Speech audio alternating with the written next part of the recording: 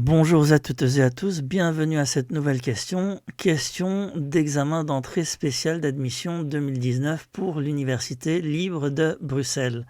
La question est la suivante. Déterminez M appartenant à R pour que x carré moins mx plus 1 sur 3x carré plus 3x plus 3 soit strictement compris entre moins 1 et 1, bien évidemment pour tout x appartenant à R. Il va falloir procéder en deux étapes. Donc la fraction tout entière doit être plus grand que moins 1 et la fraction tout entière doit être plus petite que moins 1. Dans un premier temps, on va regarder s'il y a des conditions d'existence. Donc le dénominateur doit absolument être différent de 0. Donc il est égal à 0 si le delta est égal ou plus grand que 0. Donc s'il existe un delta. Donc calculons le delta de 3x carré plus 3x plus 3. Alors le delta c'est b carré moins 4ac, donc 3 au carré moins 4 fois 3 fois 3, qui est égal à 9 moins 36, qui est égal à moins 27. Le delta est négatif, par conséquent, il n'y a pas de solution. Et comme 3x carré, donc le terme en x carré est positif, eh bien on sait que 3x carré plus 3x plus 3 sera toujours positif.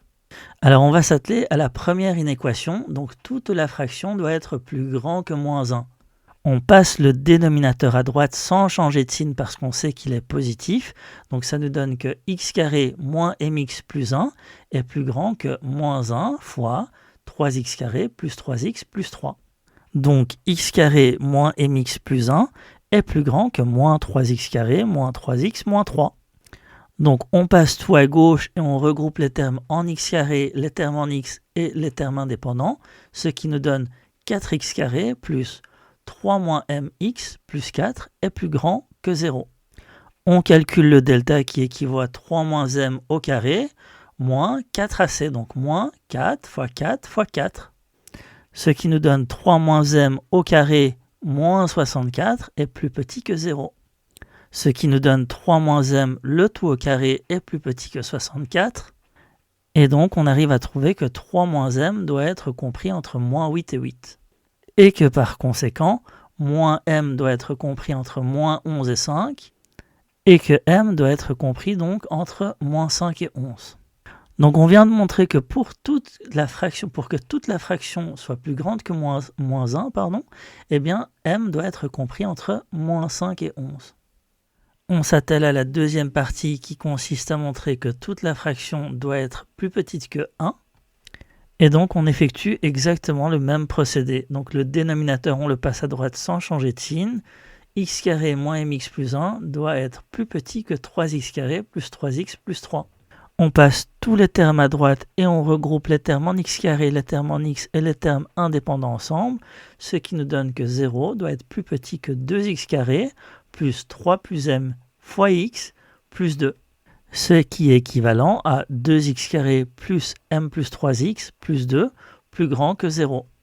On calcule le delta qui équivaut à b carré moins 4ac, donc m plus 3 au carré moins 4 fois 2 fois 2, qui doit absolument être plus petit que 0 pour que le polynôme 2x carré plus m plus 3 fois x plus 2 soit toujours plus grand que 0.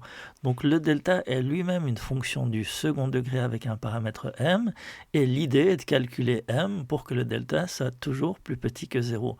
Donc le delta va nous donner m plus 3 au carré moins 16 plus petit que 0, ce qui nous donne m plus 3 au carré moins 4 au carré plus petit que 0.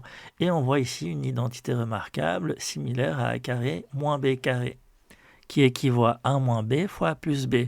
Donc m plus 3 moins 4, c'est le a moins b, et m plus 3 plus 4, c'est le a plus b, et tout cela doit être plus petit que 0. Donc ça donne m moins 1 fois m plus 7 plus petit que 0, et on voit que les deux solutions pour que ce soit équivalent à 0, c'est m égale 1 et m égale moins 7. Donc de là, on peut faire une étude de signe pour m moins 1 et m plus 7, et étudier le signe du produit. Alors m plus 7 s'annule en moins 7, donc il vaut 0 en moins 7, et il est négatif pour les valeurs inférieures à moins 7 et positif pour les valeurs supérieures à moins 7. Donc on écrit moins 0 plus, plus, et donc on voit qu'il est positif en plus l'infini. m-1 s'annule en 1, donc on écrit un 0 en 1. Il est négatif pour toutes les valeurs inférieures à 1, et il est positif pour les valeurs supérieures à 1. Et donc le produit, donc moins fois moins, ça donne plus. 0, il s'annule en moins 7. Plus fois moins, ça donne moins. Il s'annule en 1, donc 0 en 1. Et en plus l'infini, donc plus fois plus donne plus. Donc une autre idée, c'est que en réalité, on n'a pas besoin de faire une étude de signes, puisque si on développe m-1 fois m plus 7, on voit qu'on aura du m carré plus quelque chose. Donc le terme en m carré sera positif, donc la parabole sera tournée vers le haut, et donc le polynôme m-1 fois m plus 7 sera positif à l'extérieur des solutions et négatif entre les solutions. Donc ça revient à la même solution. Donc on voit que le polynôme est positif pour les valeurs inférieures à moins 7 et positif pour les valeurs supérieures à 1. Et il est négatif entre les valeurs moins 7 et 1, moins 7 et 1 non compris, puisque ce sont les solutions du polynôme. Je répète, m doit être compris entre moins 7 et 1 non compris. Et lorsqu'on unifie les deux solutions, eh bien m doit appartenir à moins 5, 11 et m doit appartenir à moins 7, 1. Et donc pour respecter ces deux conditions, m doit appartenir à moins 5, 1 non compris.